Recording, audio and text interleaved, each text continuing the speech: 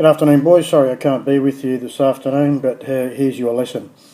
Now, today we're starting a new topic. In fact, we're reviewing an old topic, really, and it's trigonometry, and it's good old SOH CAH TOA. That's how we open up with. It's the trigonometry of the right-angled triangle.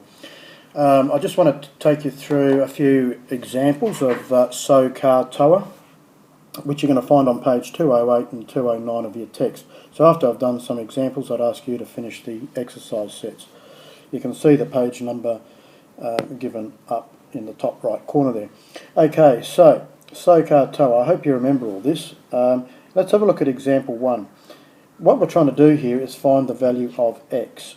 Okay, the value of x, so it's we're trying to find the length of a side. Now, what we do is we generally focus on the angle given. There it is there, 18 degrees. And we ask ourselves, in relation to the angle given, what is that side? Is it opposite, is it adjacent, or is it hypotenuse? Clearly, it's the opposite side. It is opposite angle 18 degrees. And remember that the 10 there, that's going to be the hypotenuse. Now, the hypotenuse is always opposite the right angle, isn't it? It's also the longest side, but it's easiest seen as always opposite the right angle. So the two sides given are opposite and hypotenuse. That means we're interested in the sine ratio in this case. And this is what we say, fellas. We say sine 18, trig ratio there. So we can say x equals 10 sine 18 degrees. And that is straight to our calculator now. So 10 sine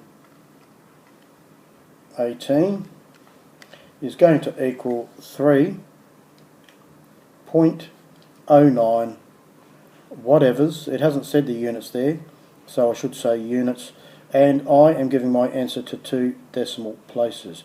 You'll nearly always find yourself rounding up or rounding down, so you need to say how precise you're being. I'm being precise to 2 decimal places. Okay, that's our first example.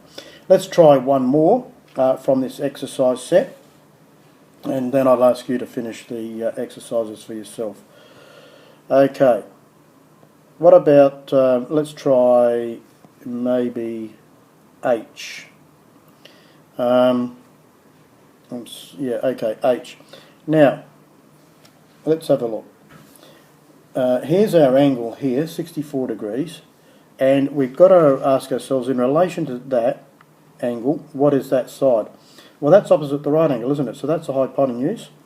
And the x is adjacent, isn't it? It's clearly not opposite 64. Opposite would be over here. So it must be adjacent, and that's the hypotenuse. So the ratio I'm after this time is the cosine ratio, isn't it? So what do I say there? Well, I say cos 64 equals the adjacent side, so that's x over 5.35. Okay, and once again the number's on the bottom there, so I can just drag it out in front of the cos 64 and say x equals 5.35 cos 64, and according to my calculator, 5, you don't need the time sign by the way, 5 cos, sorry, this wasn't 5, it was 5.35 cos 64 equals 2.35.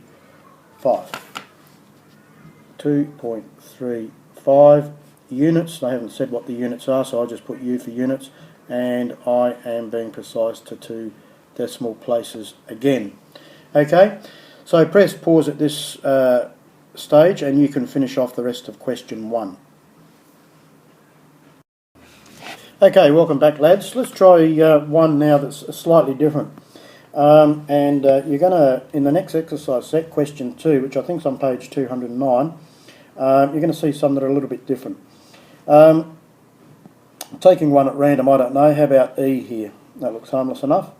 So once again, we're going to focus on the angle, and we're going to see that the sides that are given and that have to be found are the opposite side and the adjacent.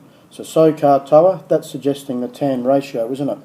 So we're going to use the tan ratio to solve this one. Now, what we do is we say tan 27 equals, now the opposite side is 5 and the adjacent side is y. Now notice here that the unknown is on the denominator downstairs, not like the previous examples. So what we do here is, here's a quick trick. You can swap the unknown with the trigonometric ratio, because what you're doing when you do that is you're timesing both sides by y and then you're dividing both sides by tan 27. Net effect, you swap the unknown with the trigonometric ratio. Okay, so once you realise that, it's quite easy. Alright, so we say y equals 5 divided by tan 27, and that's just straight calculator work. 5 divided by tan 27 equals 9.81. Therefore y equals 9.81 units to dp. Alright, I want you to see if you can get that answer from your calculator. If you're getting something totally weird, it's probably because you're not in degrees mode and you might have to reset your calculator. Okay, so that's it for now. After you've finished, let's say 3 problems from question 2, I want you to have a look at the next video in the series. Thanks and goodbye.